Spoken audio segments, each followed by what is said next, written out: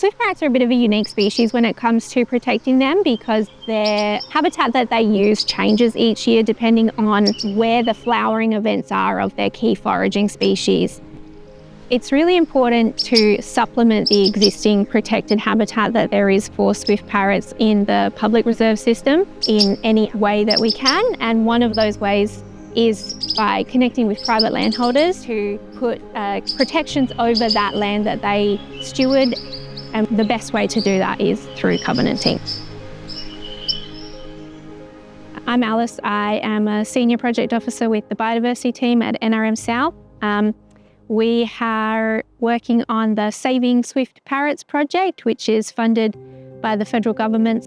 Across Tasmania, there's about 900 landholders and 120,000 hectares of land protected by conservation covenants. So it's extremely significant, and that's why it's such a powerful tool in terms of managing threatened species. What made you decide to covenant this property and what that journey was like for you? When we sold our property in Victoria, we were looking widely for other properties, and we discovered some of the larger properties had covenants on their land in South Australia or Tasmania. And I was interested to know what that was. And so did some research and got in touch with Tasmanian Land Conservancy. The basic process is that you would come to the right organisation to let us know that you would like a conservation covenant. So coming to either Tasmanian Land Conservancy or the private land conservation program at NRE Tas, and they look after all covenants across Tasmania. The programs at the moment through NRM South are for threatened species, so usually species like swift parrots. We bought this property in the early 2000s. The big question was what would go in a covenant, what wouldn't, and we had to make that decision on our own values and what we wanted to preserve.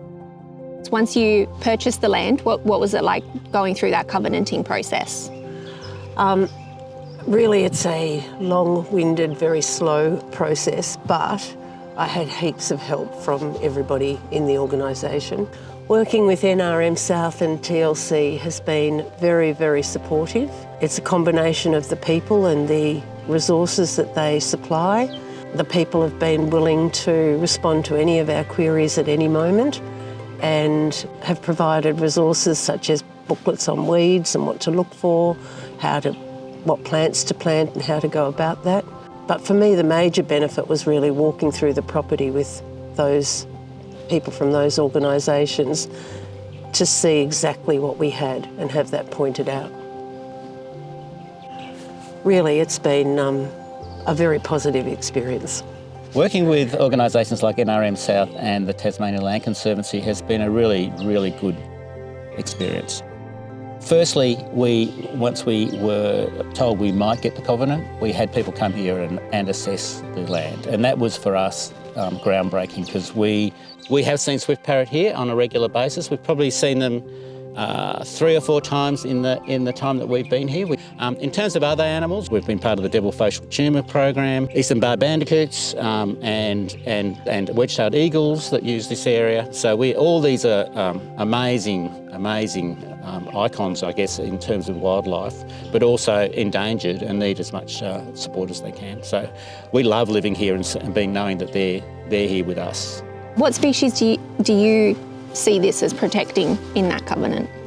I see it broadly as protecting a lot of species, quolls and other animals, but in particular it's swift parrot habitat, and we've got trees up there that suit them, and we've also been planting some other trees that are really good food sources, so it's really the parrot that's the main emphasis for us. Can you tell me about what you think the value is in protecting private land for the sake of endangered species? Well, it's critical, basically. You know, the reserve system as it is inadequate for many species, and we see that in this covenant and many others. The private land is the missing pieces in the puzzle. It starts to put private land in context of other reserves, and that allows for species who are mobile to persist. It's something that we need and something that we need to increase. What would I say to somebody considering putting a covenant on their property? A, what do they value in it? Or find out how valuable that is in terms of the environmental values. They also need to know that it's a program that's a long-term and that it is permanent. So I would be saying find out about the covenanting program, try to get some information about what is on your land and what could be preserved, and then if you think that's all great, sign up. I think it's very important for private land owners to protect their land with covenants. In our case, we discovered that we had neighbours around us that have done the same thing.